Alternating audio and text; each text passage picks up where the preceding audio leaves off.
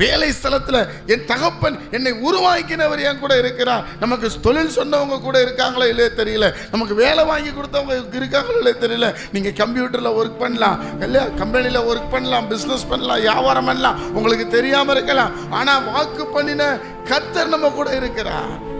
எதற்காக? நான் சொன்னதை செய்யும் அளவும். உங்களை என்னையும் தேவன் கொண்டு போக வேண்டிய இடம் வரைக்கும் கர்த்தர் நம்ம கூட இருப்பார். கை தட்டி கர்த்தரை ஸ்தோத்திரம் பண்ணுங்க. ஒரு லைலியா சொல்லுங்க, நான் உன்னை காக்கும்படி உன் கூட இருக்கிறேன். தாவீது போன இடத்திலெல்லாம் கர்த்தர் அவனை காப்பாற்றினாராம். மரண போராட்டங்கள், பிரச்சனைகள், வேதனைகள் உள்ள இருக்கிறவங்க எழுப்பினாங்க, அவனை மேல வரவிடாம தடுத்தார்கள். ஆனாலும் கூட இருந்த ஆண்டவர் சொல்றாரு, நான் உன் கூட இருந்து உன்னை ஆசீர்வதிப்பேன். நீ மாடிப்பறி ஏறினாலும் கூட இருப்பேன், நீ இறங்கினாலும் கூட இருப்பேன், நீ நடந்தாலும் கூட இருப்பேன், படுத்தாலும் கூட இருப்பேன், நான் உன்னை விட்டு விலகுவதே இல்லை. கைகளை தட்டி கர்த்தரை ஸ்தோத்திரம் பண்ணுங்க. அல்லேலூயா.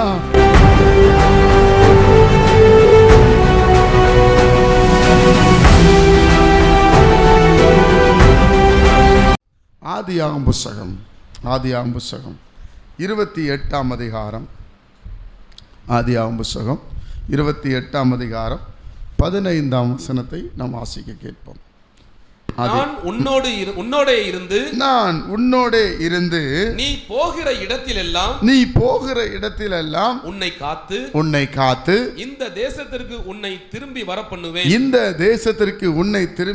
பண்ணுவேன். நான் உனக்கு சொன்னதை செய்யும் அளவும் உன்னை கைவிடுவதில்லை என்றார். அல்லேலூயா. நான் உனக்கு சொன்னதை செய்யும் அளவும். ஒவ்வொரு மனிதனையும் கர்த்தர் அழைக்கிறார். வாங்க என்னிடத்தில் வாருங்கள் என்று அழைக்கிறார். மீன் பிடித்து கொண்டிருந்த பேதுருவை அழைத்தார். வலையை சரிபார்த்து கொண்டிருந்த யாக்கோபு யோவானை அழைத்தார். நான் உனக்கு சொன்னதை செய்யும் அளவும். அவர்களை பார்த்துதான் ஆண்டவர் சொன்னார், உங்களை மனுஷர்களை பிடிக்கிறவர்களாக்குவேன் என்று சொன்னார். அதனால தான் ஒரே பிரசங்கத்தில் 3000 பேர் 5000 பேர் ரட்சிக்கப்பட்டார்கள் என்று சொல்லி வேதத்தில் வாசிக்கிறோம். தேவனுடைய பிள்ளைகளே, இங்கே ஒரு பெரிய கையின் பிரயாசம் ஆசீர்வதிக்கப்பட வேண்டும் என்றால், நாம் செய்கிற வேலை ஆசீர்வதிக்கப்பட வேண்டும் என்று சொன்னால், நம்முடைய வருமானம் பெருக வேண்டும் என்று சொன்னால், ஆண்டவர் நம்ம கூட இருக்கணும். அவர் சொல்ல, நான் கூட இருந்து. எவ்வளோ பெரிய பாக்கியம், எவ்வளோ பெரிய ஸ்லாக்கியம் தேவனுடைய பிள்ளைகளே. நான் உன் கூட இருந்து. தேவனுடைய பிள்ளைகளே, அந்த யாக்கோபுனுடைய சிச்சுவேஷனை நீங்கள் யோசித்து பார்த்தீர்கள் என்றால், தகப்பன் சொல்லுகிறார், நீ என்ன பண்ணணும், நீ இங்கே கானானிய பெண் எடுக்கக்கூடாது, நீ புறப்பட்டு போ. தகப்பன் அனுப்புகிறார், நீ புறப்பட்டு போ, இங்கே இருக்காத. உங்க அண்ணனுக்கு உனக்கு சின்ன மனஸ்தாபம். நான் நிறைய முறை இதை பேசியிருக்கிறேன், இன்றைக்கும் ஆவியானவர் பேசுகிறார். நீ புறப்பட்டு போ, போய் உன்னுடைய தாயுடைய சகோதரன் வீடு, தாயுடைய தகப்பன் வீடு, மாமா வீட்டுக்கு போய் என்று சொல்லி அனுப்புகிறார். ஒன்றும் கொடுத்து விடவில்லை. வேதம் நமக்கு ரொம்ப அழகாக எடுத்து காண்பிக்கிறது. என்னுடைய பிள்ளைகளே, அவன் எதையுமே எடுத்துக்கொள்ளாமல் போனான். ட்ரெஸ்ஸு கூட கிடையாது, கீழே வச்சு படுப்பதற்கு பெட்ஷீட்டு கூட கிடையாது. குளிர் பட்சித்தது. அவன் எழுதுகிறான், குளிர் என்னை பட்சித்தது. தலைக்கு கீழே ஒரு கல்லை வைத்து படுத்திருந்தார். ஆனால் வேதம் சொல்லுது, நான் உன் கூட இருப்பேன். கைகளை தட்டி கர்த்தரை ஸ்தோத்திரம் பண்ணுங்க. தகப்பனும் தாயும் கூட இல்லை, அப்பா அம்மா கூட இல்லை, வேலைக்காரங்க கூட இல்லை. ஏகப்பட்ட பேர் இருக்கிறாங்க ஈசாக்குக்கு வேலைக்காரர்கள். ஆனால் தேவன் உருவாக்குகிறார். அதனாலதான் ஆபிரகாமின் தேவனும் ஈசாக்கின் தேவனும் யாக்கோபின் தேவன் உருவாக்குறாரு. சங்கீதக்காரன் எழுதும்போது சங்கீதம் 27ஆம் சங்கீதம் 10ஆம் வசனத்தை நீங்கள் வாசிக்கும் போது, சங்கீதம் 27:10 வாசிக்கும் போது, என் தகப்பனும் என் தாயும் என்னை கைவிட்டாலும் கர்த்தர் என்னை சேர்த்துக் கொள்வார். தகப்பனும் தாயும் கைவிட்டுட்டாங்க, போயிடு, வழியில் என்ன பிரச்சனை இருக்கும் தெரியல, எத்தனை நாள் பிரயாணம் தெரியல, என்ன கொடுத்து விட்டாங்கன்னு தெரியல, கடந்து போகிறார். ஒரே ஒரு நம்பிக்கை, என்னை உண்டாக்கினவர் என் கூட இருக்கிறார். அல்லேலூயா. அதனாலதான் இன்னைக்கு கர்த்தர் நம்மோட போய் நான் உன் கூட இருந்து. நீங்க சாதாரணமா நினைக்கிறீங்க, நீங்க பைக்கில் வர்றீங்கன்னா உங்க கூட கர்த்தர் இருக்கிறார். நீங்க கார்ல வர்றீங்கன்னா கர்த்தர் உங்களோடு வாசம் பண்ணுகிறார். நான் எவ்வளவு பெரிய பாக்கியம், நான் உன் கூட இருந்து. இந்த உலகத்தில் ஆசீர்வாதங்கள் இருக்குதோ இல்லையோ, சொந்தங்கள் இருக்கிறாங்களோ இல்லையோ, தேவனுடைய பிள்ளைகளே கர்த்தர் நம்ம கூட இருக்கணும். இல்லையா சொல்லுங்க. அல்லேலூயா. நான் உன் கூட இருந்து உன்னை, அவர் சொல்ற எனக்கு ரொம்ப பிடிச்சது, நான் உன் கூட இருந்து. இதே வாக்கு தத்தத்தை தகப்பனுக்கு ஈசாக்குக்கு சொல்லுகிறார், நான் உன் கூட இருந்து உன்னை ஆசீர்வதிப்பேன். கூட இருக்கிற ஒரு பெரிய அனுபவம், நீங்க அதை வந்து உணரணும். என் கூட கர்த்தர் இருக்கிறார், அவருடைய பிரசன்னம் என் கூட இருக்கிறது. யாரு இருந்தா என்னங்க, யாரு இல்லைன்னா என்னங்க, கர்த்தர் என் கூட இருக்கிறார். தகப்பன் என் கூட இருக்கிறார், கட்டாயம் கூட இருப்பார். ஒருவேளை சூழ்நிலை மாறலாம். இதான் நீங்க வேதத்தை நல்லா படிக்கணும். சூழ்நிலை வேணா எப்படி வேணா தலைகீழாய் நிற்கலாம், ஆனா அவர் நம்ம கூட இருக்கிறார். நம்ம பயப்பட தேவையில்லை பிரியமானவர்களே. அவர் கூட இருக்கும்போது பிரச்சனைகள் வரும். இயேசு கிறிஸ்து படகுல இருக்கும்போது பிரச்சனைகள் வந்தது, இயேசு கூட இருக்கிறார்.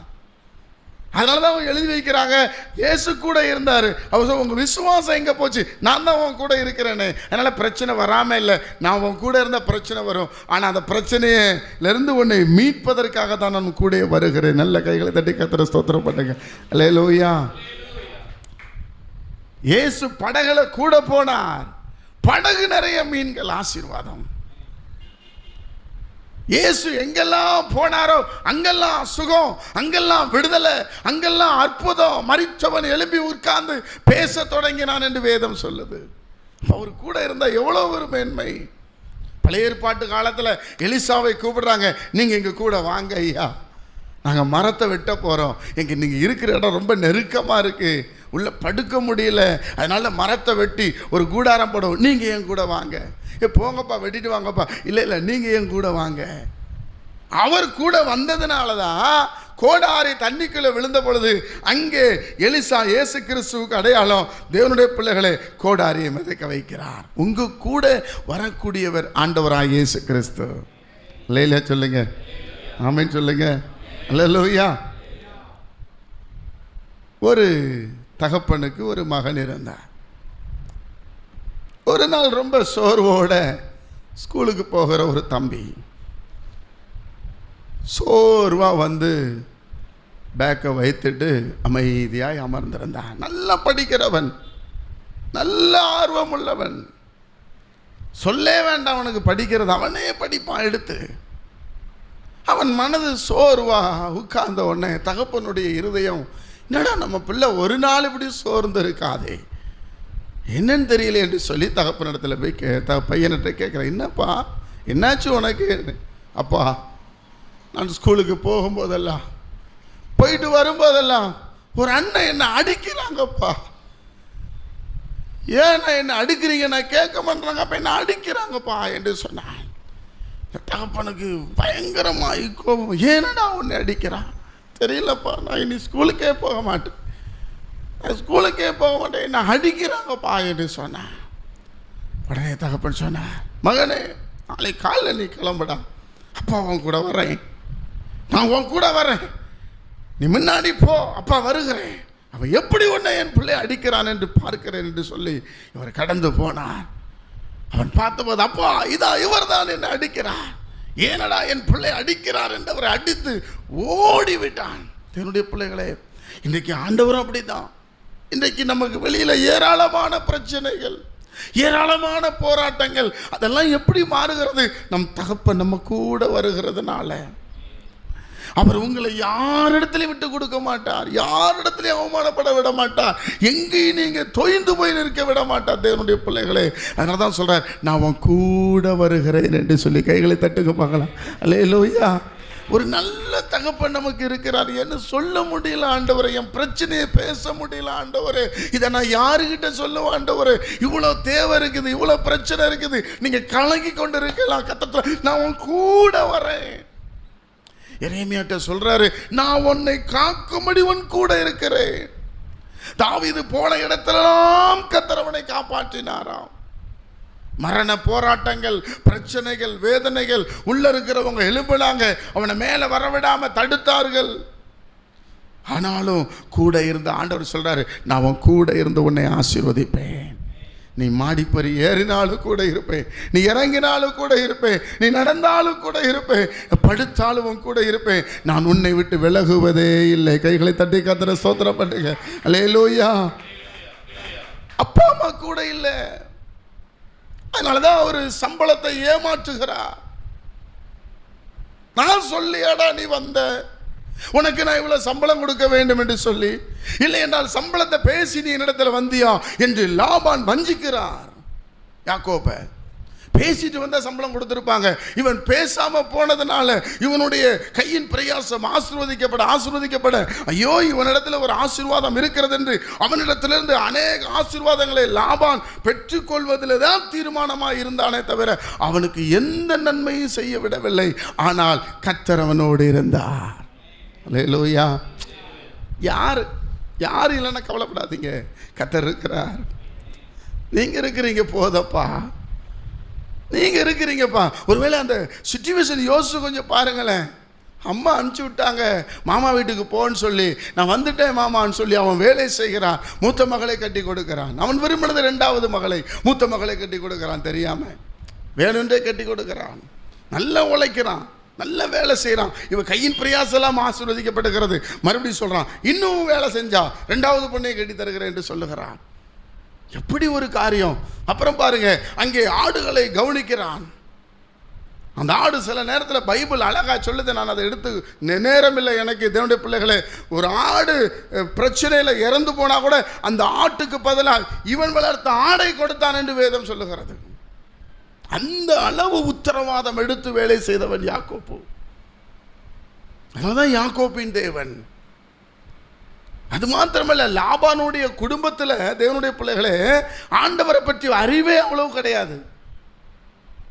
அவள் சுரூபத்தை திருடி வந்தவள் ராகேல். அப்போ லேயாளை அவன் ஆண்டவரை பற்றி பேசி பேசி பேசி, கர்த்தர் யெகோவா தேவனை குறித்து பேசி பேசி, வேதம் சொல்லுகிறது அவள் குழந்தை பிறக்க பிறக்க கர்த்தர் கொடுத்தார், கர்த்தர் கொடுத்தார், கர்த்தர் கொடுத்தார் என்று சொன்னாள். அந்த அளவு ஆண்டவரை பற்றிய அறிவை யாக்கோபு போதித்தார். அதனாலதான் அவர் சொல்றார், வெறுங்கையாய் நான் இந்த யோர்தானை கடந்து வந்தேன், கோலும் கையுமாய் வந்தேன். கையில ஒரு சின்ன கோல் தான், இதான் பாம்புக்கு மூந்து அப்படி தள்ளி விடுறதுக்கு. பாலைவனம், வனாந்தரம். தேவனுடைய பிள்ளைகளே, ஆண்டவர் எல்லா இடத்துலையும் கூட இருந்தார். கைகளை தட்டி கர்த்தரை ஸ்தோத்திரம் பண்ணுங்க. ஒரு ஆமென் சொல்லுங்களேன். சில நேரங்களில் ஆண்டவர் நம்மளை வனாந்தரத்திலே தான் நடத்துவார். இஸ்ரவேல் ஜனங்களை ஊர் வழியா கூட்டிட்டு வரல, வனாந்தரத்தின் வழியாக கூட்டிட்டு வந்தார். ஏன்? அவங்களுக்கு சண்டை செய்ய தெரியாது, அவங்க அடிமையா வாழ்ந்தவங்க. அவங்க ஊருக்குள்ள வந்தா என்ன பேசணும்னு தெரியாது, என்ன செய்யணும்னு தெரியாது. நம்மளும் அப்படிதான், நம்மளையும் வனாந்தர வழியாக தான் கூட்டிட்டு வருவார். ஏன்? என் பிள்ளைக்கு எந்த பாதிப்பு வந்துடக்கூடாது. அதனால தான் நேற்று தினத்தில் நாங்கள் தியானிச்சோம், நீ தண்ணி கூட காசு கொடுத்து வாங்கி குடின்றாரு. சண்டை போடாத, போர் செய்யாத. அவங்க உங்களை விட பலத்தவங்களா இருப்பாங்க, நீ இன்னும் கத்துக்கிடணும். இன்னும் யுத்தத்துக்கு ராஜாக்கள் எழும்பவில்லை, யுத்த வீரர்கள் இல்லை இஸ்ரவேலில். எகிப்தில் அடிமையா இருந்தாங்க. அதனால தான் நான் சொல்லுவேன், எப்பவுமே நம்ம பொழைக்க வந்த இடத்துல பொழைக்க தான் செய்யணும். ஒரு ஆமென் சொல்லுங்க, ஒரு அல்லேலூயா சொல்லுங்க. நம்ம பொழைக்க வந்திருக்கிறோம், ஆளுகை செய்ய வரல. அந்த எண்ணம் முதல்ல இருக்கணும். உங்களுக்கு போர் செய்ய தெரியாது, சண்டை செய்ய தெரியாது. அதனால தான் ஆண்டவர் அழகா உங்களை நடத்துறாரு, வனாந்தரத்தில் கொண்டு பழக்க வைக்கிறாரு. வனாந்தரத்தில் அவ்வளோ சீக்கிரம் யாரும் வரமாட்டாங்க, இல்லைன்னா ஊர் வழியாக வரணும். ஊர் வழியாக வந்த பிரச்சனைகள், போராட்டங்கள், சோர்ந்துருவாங்க, மன உளைச்சல் ஆயிரும். அந்த செழிப்பு பார்க்க அந்த செழிப்பு, எரிகோ பட்டணம், ஏகப்பட்ட பட்டணம் இருந்துச்சு, எல்லாத்துலேயும் செழிப்பு. அப்படி கொண்டு வரல ஆண்டவர், வனாந்தரத்தில் கொண்டு வந்தார். ஏன்? வனாந்தரத்தில் கொண்டு வரும் பொழுதுதான் இவங்கள் பக்குவப்பட முடியும். கைகளை தட்டுங்க பார்க்கலாம். ஒரு ஆமென் சொல்லுங்க. அதனால தான் தாவீது சொல்றேன், என் விரல்களை யுத்தத்திற்கும் வாசிங்க. 144 சங்கீதம் 1 வசனத்திலே தாவீது அவங்க ஒரு ஜெபத்தை செய்வதை நான் பார்க்க முடியும். 144 சங்கீதம் 1 வசனத்தை வாசிக்கலாம். என் கைகளை போருக்கு, நல்ல கவனி, என் கைகளை போருக்கு. அப்படின்னா அப்ப இஸ்ரவேல் ஜனங்களுக்கு போர் சண்டை போடுற அளவு பலன் இல்லை. இன்னைக்கு நமக்கு பலன் இல்லை. ஆமென் சொல்லுங்க, இல்லையா சொல்லுங்க. சண்டியர் இல்லை. நம்ம எங்க அந்த எண்ணம் நமக்கு வருது? நாம் இந்த பூமியில வாழ்வதற்கு வந்திருக்கிறோம், சண்டை போட வரல, ஒருத்தருக்கு ஒருத்தர் அடிச்சுக்கிறதுக்கு வரல, நீ பெரியவன் நான் பெரியவன் சொல்வதற்கு வரல. நாம் உழைக்க வந்திருக்கிறோம், நாம் பிஸ்னஸ் பண்ண வந்திருக்கிறோம், குடும்பத்தை நடத்த வந்திருக்கிறோம், தேவ ராஜ்யம் கட்டுவதற்கு வந்திருக்கிறோம். ஒரு சிச்சுவேஷன் வரும்போது தான் கர்த்தர் ராஜாவை ஏற்படுத்துகிறார். ராஜாவை ஏற்படுத்தின பிற்பாடு தான் சோல்ஜர்களை ஏற்படுத்துகிறார், இராணுவ வீரர்களை ஏற்படுத்துகிறார். அதுக்கப்புறம் பார்த்தீங்கன்னா அந்த சந்ததி பெருக ஆரம்பித்து விட்டது. காத்து கோத்திரம், யூதா கோத்திரம், சிமியோன் கோத்திரம், ரூபன் கோத்திரம், பென்யமின் கோத்திரம், எல்லா கோத்திரத்திலிருந்தும் ஆயிரக்கணக்கான ஜனங்களை தேவன் எழுப்ப ஆரம்பித்த பிற்பாடுதான் ராஜாக்கள் வருகிறார்கள். எவ்வளவு அழகா பிளான் பண்றார் பாருங்க ஆண்டவர். வனாந்தரத்தில் கர்த்தர் நம்மளை நடத்துகிறார் என்ற அளவிற்கு ஸ்தோத்திரம் பண்ணுங்க. அல்லேலூயா சொல்லுங்க. நமக்கு யாரும் இங்கே தெரியாது, நம்ம நேரம் வந்து சண்டை போட முடியாது. அந்த தெய்வம் நம்மளை எவ்வளோ அவசரம், நான் உன் கூட இருந்து உன்னை நடத்துவேன். தேவனுடைய பிள்ளைகளே, அப்போ வனாந்தரம் என்பது, வனாந்தரத்தை நீங்கள் விரும்பணும். வனாந்தர வழியாக வரும்போது, அதனால தான் வனாந்தரத்தில் பாருங்க, கண்மலை அடித்த உடனே என்ன வந்துச்சு? தண்ணீர் வந்தது. வானத்தின் மண்ணாவை கொடுத்தார். இங்கே வந்தாங்கன்னா கோதுமை அரிசிலாம் சாப்பிட்ருப்பாங்க. இப்போ இங்கே இருந்து குன்றத்தூர் போகணுன்னா திருநெல்வேலியை தாண்டி தான் போகணும். எதுவுமே கிடையாது, பைபாஸில் கூப்பிட்டு போகிறாரு. இப்போல்லாம் பைபாஸில் கடை வந்துட்டு, பைபாஸில் போனால் என்ன பண்ண முடியாது? ஒன்றும் சாப்பிட முடியாது. அந்த குடும்பம் மட்டும் போயிட்டே இருக்கும். ஏன்னா ஊருக்குள்ளே வந்தால் ஒருத்தருக்கு ஒருத்தர் சும்மா இருக்க மாட்டாங்க. சண்டைகள் வந்துடும், சமாதான குறைவு வந்துடும். என் ஜனங்களை நான் கூட்டிகிட்டு போகிறேன், நான் வாக்கு பண்ணினேன் என்று சொல்லி நான் சொன்னதை செய்யும் அளவும் நான் அவர்களை விட்டு விலகுவதும் இல்லை, கைவிடுவதும் இல்லை. சொன்னதை செய்கிற தேவன். ஆமென். அல்லேலூயா. தேவனுடைய பிள்ளைகளே, இந்த யாக்கோப்பு ரொம்ப நீங்கள் யாக்கோப்பை நல்லா தியானிக்கணும். ஆதியாகமம் புத்தகம் 25 அதிகாரத்துக்கு உங்கள் கவனத்தை திருப்ப விரும்புகிறேன். தேவனுடைய பிள்ளைகளை மன்னிக்கணும், ஆதியாகமம் 25 அதிகாரம் திருப்பிக் கொள்ள 27 வசனத்தை நீங்கள் வாசிக்கும் போது, ஆதியாகமம் 25-27 வாசித்தீங்கன்னா, இந்த பிள்ளைகள் பெரியவர்களான போது ஏசா வேட்டையில் வல்லவனும், நல்ல கவனிங்க, பிசினஸ் மேன், திறமசாலி, காலையில் எழுந்திரிச்சு வேட்டைக்கு போயிடுவாரு. வன சஞ்சரி அப்படின்னா நீ பாருங்க, வனத்துக்கு அதிகாரி. இன்னைக்கு சொல்றோம் ஃபாரஸ்ட் ஏரியா அப்படி சொல்லுவோம், வனத்துக்கு அதிகாரி. இவனுக்கு அந்த ஒர்க்கு பாருங்க, வாசிங்க. வல்லவனும் வனசஞ்சரியுமாய் இருந்தான். யாக்கோபு குணசாலியும் கூடார வாசியுமாய் இருந்தான். இல்லையா சொல்லுங்க. குணசாலி, வீட்டு தான் சுத்திட்டு இருப்பான். 2 பிள்ளை இருக்கும். ஒன்று காலையில் போனால் நைட்டு தான் முடிச்சு வரும், எங்கே தான் போகுதுன்னே தெரியாத நான் வந்துடும். இந்த சின்னது என்ன பண்ணும்? கூட தான் சுத்தம், எல்லாத்தையும் நம்மகிட்ட கேட்டு தான் செய்யும். நான் இருக்கிறேன் சொல்லிக்கிட்டே இருக்கும். அப்பா சாப்பிடவா? சாப்பிடுமா? சரி. அப்பா ஜிபேயில் ஒரு 50 அனுப்புவீங்களா? ஒரு ஜூஸ் குடிக்கணும் போல இருக்குது. பெருசு ஒன்றும் கேட்காது. அது காலையில் போகும்போதே என்ன பண்ணிடும்? எனக்கு 100 கொடுங்கன்னு வாங்கிட்டு பாருங்க. அவன் குணசாலியும் கூடாரவாசி. இப்போ ஏசாவை அனுப்புறது பெரிய விஷயம் இல்லை. ஏசா ஏற்கனவே பழகினவர், போயிடுவார். ஆனால் இவர் வீட்டுக்குள்ளே அம்மா அப்பா கூடயே சுற்றி இருந்தவர், இவர் அனுப்புனவர் எப்படி போவார் பாருங்க. அங்கே தான் கர்த்தர் இருக்கிறார். அதனால தான் நம்ம இந்த உலகத்தில் ஒரு மரபு இல்லையா, சின்ன பிள்ளைகள் கூட யார் இருப்பா? பெற்றோர் இருப்பாங்க. 2 மகன்கள் என்று சொன்னால் 2வது மகன் வீட்டில் தாய் தகப்பன் இருப்பாங்க. ஏன்னா குணசாலியும் கூடாரவாசி. அப்போ இவன் வீட்டை சுற்றி இருந்தவன், இவன் என்ன தெரியும் யோசிச்சு பாருங்க தேவனுடைய பிள்ளைகளே. ஆனால் கர்த்தர் சொல்ல, நான் உன் கூட இருப்பேன். உங்கள் அப்பா அம்மா உன் கூட இல்லை, உன் சொந்தக்காரங்க உன் கூட இல்லை, ஆனால் நான் என்ன பண்ணுவேன்? உன் கூட இருப்பேன். நீ எங்கெல்லாம் போறியோ, வேலைக்கு போறியா, பிஸ்னஸுக்கு போறியா, எங்கே போனாலும் உன் கூட நான் இருப்பேன், நீ கவலைப்படாத. எவ்வளோ பெரிய வார்த்தை பாருங்க. எனக்கு யாருமே இல்லைங்க, எனக்கு யாரும் இல்லைங்க, அப்பா அம்மா போன்னு சொல்லிட்டாங்க. பைபிள் சொல்லுதுங்க, ஒன்று எடுத்துகிட்டு போகல. ஒன்றும் கொண்டு போகல. ஏன்னா அழகா அந்த வசனம் நமக்கு சொல்லி காண்பிக்கிறது என்னன்னா, தலையில் கல்லை வச்சு படுத்தாரு. ஒன்னே ஒன்று பார்க்குறாரு, கர்த்தருடைய பிரசன்னத்தை பார்க்கிறார். இல்லையா, அவருக்கும் எங்க பரலோகத்துக்கு ஒரு ஏணி வைக்கப்பட்டிருக்கிறது, ஏறுகிறதும் இறங்குகிறதும். எவ்வளோ பெரிய பாக்கியம்! அந்த ஒரே ஒரு தைரியம்தான் யாக்கோபை நடத்தினது. தேவனுடைய பிள்ளைகளே, தேவனுடைய பிள்ளைகளே, அப்போ தேவனுடைய பிள்ளைகள் நீங்கள் எதற்கு கவலைப்பட தேவையில்லை. உங்க கூட கர்த்தர் வருகிறார். அல்லேலூயா. நீ எங்கே போனாலும் கூட வருவா. அல்லேலூயா.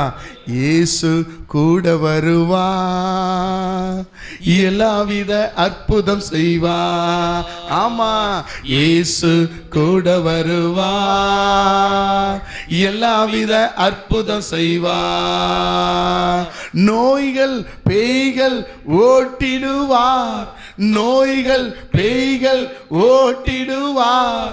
நொந்து போன உள்ளத்தை தேற்றிடுவார், நொந்து போன உள்ளத்தை தேற்றிடுவார். ஆமா, இயேசு கூட வருவார், எல்லாவித அற்புதங்கள் செய்வார். ஆமா, இயேசு கூட வருவார், எல்லாவித அற்புதம் செய்வார். அல்லேலூயா. இயேசு நம்ம கூட வருவார். ஆமென். ஆனால் ரெண்டு பிள்ளைகளை ஒரு கட்டளை கொடுக்கிறார் ஈசாக்கு. முதல் கட்டளை என்ன தெரியுமா? வாசிங்க, 28ஆம் அதிகாரம் 1-2 வசனத்தை வாசிக்கலாம். 28ஆம் அதிகாரம் 1. ஈசாக்கு யாக்கோபை அழைத்து அவனை ஆசீர்வதித்து, நீ கானானியருடைய குமாரத்தைகளில் பெண் கொள்ளாமல் எழுந்து புறப்பட்டு பதான் அராமில் இருக்கிற உன் தாயினுடைய தகப்பனாகிய பெத்துவேலுடைய வீட்டுக்கு போய் அவ்விடத்தில் உன் தாயின் சகோதரனாகிய லாபானின் குமாரத்திகளுள் பெண் கொள் என்று அவனுக்கு கட்டளையிட்டான். அவனுக்கு சொல்லலங்க, கட்டளை. உங்க அண்ணன் தான் விருப்பம் இல்லாமல் திருமணம் பண்ணி கொண்டான். ஏசாவை குறித்து நீங்கள் பார்த்தீங்கன்னா, அவன் நிறைய பேருடைய திருமணம் இஸ்மவேல் குடும்பத்தில் பண்ணியிருப்பான். அதனால அப்பா அம்மாவுக்கு சின்ன சின்ன மன உளைச்சல். ஆனால் இங்கே என்ன சொல்கிறாருன்னா, முதல் கட்டளை என்னதான், நீ போய் என்ன பண்ணு, மாமா பொண்ணை எடு அப்படின்னு சொல்ல. ஏன்? கானானியர்களை கொல்லாத. கானானியர்கள் ஒழுக்கக்கேடானவர்கள், விக்கிரகத்தை வழிபடுகிறவர்கள், பெரிய கோடீஸ்வரங்க, பயங்கர பணம் படைத்தவர்கள். அதனால தான் கானானிய ஸ்திரீக்கு ஆண்டவர் சொல்லுகிறார், பிள்ளைகளின் அப்பத்தை எடுத்து அங்கே பொண்ணு எடுக்காதன்றார். இது கட்டளை, இது தெரியணும் நமக்கு. தேவனுடைய பிள்ளைகளே, அவர்கள் சில நரபலி கொடுக்கிறவர்கள், மனிதனை நரபலி கொடுக்கிறவர்கள் கானானியர்கள், விபச்சாரம் செய்கிறவர்கள். இதனால தேவனுக்கு அவர்கள் அருவருப்பானவர்கள். தேவனுக்கு அருவருப்பானவர்கள் வீட்டில் போய் சம்பந்தம் வைக்கக்கூடாது. அது சொல்லி கொடுக்குறாரு. நீ இங்கே வேண்டாம், நீ போயிடு, மாமா வீட்டுக்கு போ. அவங்கெல்லாம் நமக்கு ஒழுக்கம் இருக்கிறது. நம்ம ஜனம், ஆண்டவரை தேடுற ஜனம். அவனும் பாருங்க, தேவனை அறிய, ஆனால் அவன் எல்லாவற்றையும் ஒப்புக்கொள்கிற அளவு தேவன் அவன் இருதயத்தை வைத்திருந்தான். அவங்க கூட ராகேல் கூட விக்கிரகத்தை சுரூபத்தை திருடி வச்சிருந்தான்னு சொல்லப்பட்டிருக்கு. ஆனால் ஈசாக்கு கரெக்டாக சொல்கிறாரு, இல்லை, இவங்க உன் மனசை மாற்றிடுவாங்க, உன் இருதயத்தை மாற்றிடுவாங்க, உன் சிந்தனையை மாற்றிடுவாங்க. சாலமோன் பாருங்க, பிந்தின நாட்களில் பாருங்க, எவ்வளவோ கர்த்தர் சொன்னார். ஆனால் சாலமோன் அதெல்லாம் அந்த பெண்கள் தான் இருதயத்தை மாற்றி விட்டார்கள். இது ஒரு கட்டளையாக எடுத்துக்கொள்ளணும். நம்ம சந்ததிகளுக்கு கூட நீங்கள் ஒவ்வொரு நாளும் ஜெபிக்க வேண்டிய ஒரு காரியம். உலகம் எப்படி வேணா சொல்லும், ஆனால் தேவன் சொல்கிறது பாருங்க, நாளாயிருச்சு, வயசாயிடுச்சு, அதெல்லாம் கவலைப்படாதீங்க. ஆண்டவர்கிட்ட கேளுங்க, ஆண்டவரே நீர் சொன்ன இடத்துலேருந்து எனக்கு கொண்டு வரோம். ஒரு அல்லேலூயா சொல்லுங்க. கட்டளைங்க, இது கட்டளை. நம்ம காத்திருக்காதபடி, நம்ம அவசரப்படுகிறதுனால பிந்தின நாட்களில் நம்முடைய சந்ததியே தேவன் பக்கம் வராமல் போயிடும். அதனால தான் அவர் அனுப்புகிறார். முதல் கட்டளை என்ன? நீ பெண்ணெடுக்காத. கானானியர்களுடைய சுவாபங்களை, நல்ல பெரிய திராட்சை ரசம் வச்சிருக்கிறவங்க, ஓவியம் வரைகிறவங்க, கடல் வெளி வியாபாரம் பண்ணவங்க, பெரிய பெரிய மல்டி மீனர்கள் கானானியர்கள். ஆனால் அங்கே நீ எடுக்காதன்றார். ஏன்? அவங்களுடைய வழி சரியில்லை, ஒழுக்க கேடானவர்கள், நரபலி கொடுப்பவர்கள், விபச்சாரத்தை பிஸ்னஸாக செய்கிறவங்க. நீ அங்கே போய் எடுத்தீன்னா உன் குடும்பம் செதஞ்சு போயிடும். என்னுடைய திட்டம் நிறைவேறுவதை நான் உங்களை பரிசுத்த ஜாதியாய் தெரிந்து கொண்டிருக்கிறேன். நான் உங்களை ஒழுக்கமாய் நடத்த விரும்புகிறேன், பரிசுத்தமாய் நடத்த விரும்புகிறேன், எனக்கு உண்மையான ஜனமாய் நடத்த விரும்புகிறேன். மற்றவர்களைப் போல நீ பெரிய ஆளாக வேண்டும் என்றில்லை, நீ எனக்கு உண்மையாய் ஒழுக்கமாய் நடந்தால் நான் உனக்கு சொன்னதை செய்யும் அளவும் நான் உன்னை விட்டு விலகவே மாட்டேன். கைதட்டி கர்த்தரை ஸ்தோத்திரம் பண்ணுங்க. அல்லேலூயா. அதனால தான் மோசே 40 நாள் ஜெபிக்க போகிறதுக்குள்ள கீழே பாருங்க, அந்த மக்களுக்கு கன்றுக்குட்டியை தெய்வமாய் வழிபட்டு எத்தனையோ பேர் இறந்து போனார்கள். இப்போ தெய்வ கோபாக்கின வந்துடும், அந்த தவறு செய்யக்கூடாது. வாலிப தம்பிமார்கள், பார்க்கிற பிள்ளைகள், பெற்றோர் ரொம்ப கவனம். ப்ரேயர் பண்ணுங்க, ஜெபம் பண்ணுங்க. ஆண்டவரை குறித்ததான அறிவு இருக்க வேண்டும், இயேசுவை குறித்ததான தரிசனம் இருக்க வேண்டும். பிரியமானவர்களே, இயேசுவோடு வாழ பழகணும், இயேசுவோடு நடக்க பழகணும், இயேசுவின் சிந்தை நமக்குள்ளே வர வேண்டும், இயேசுனுடைய எண்ணம் நமக்குள்ளே வர வேண்டும். அவர் நமக்காக ஜீவனை கொடுத்தார். ஏனென்றால் இந்த உலகத்தில் நான் உன் கூட வருகிறேன் என்று சொல்லுகிறவர் கர்த்தர் ஒருவர் மாத்திரமே. கைகளை தட்டி கர்த்தரை ஸ்தோத்திரம் பண்ணுங்க. ஒரு அல்லேலூயா சொல்லுங்க.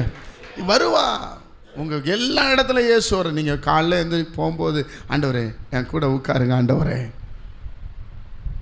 நான் உங்களை கூட்டிகிட்டு போகிறேன், என் கூட வாங்க. கூட்டிகிட்டு போய் பாருங்க, பேதுரு கூட்டிகிட்டு போனார். படகு நிறைய தக்க மீன்களை ஆண்டவர் கொடுத்தார். அதனால் தேவனுடைய பிள்ளைகளே, இப்படிப்பட்ட ஒரு உன்னதமான ஒரு தெய்வத்தை ஆராதிக்கிறோம். கலங்கி போகாதுங்க. கர்த்தர் சொன்னார், நான் உன் கூட இருப்பேன். அல்லேலூயா. கர்த்தர் உங்கள் கூட இருப்பார். தைரியமாக போங்க. உங்கள் கையின் பிரயாசத்தை ஆசீர்வதிப்பார், உங்களை மேன்மைப்படுத்துவார், உங்களை பெருக பண்ணுவார். ஆனால் ஒன்றே ஒன்று, அவருடைய கட்டளையை மட்டும் என்ன பண்ணிடாதீங்க, மீறி விடாதீர்கள். மீறி விடாதீர்கள். நீங்கள் தேவனை ஆராதிக்க முடியாது, தேவனை உயர்த்த முடியாது, தேவனை மகிமைப்படுத்த முடியாது. ஜெபிக்கும்போது யாரும் எல்லாரும் எழுந்திருக்கலாம்.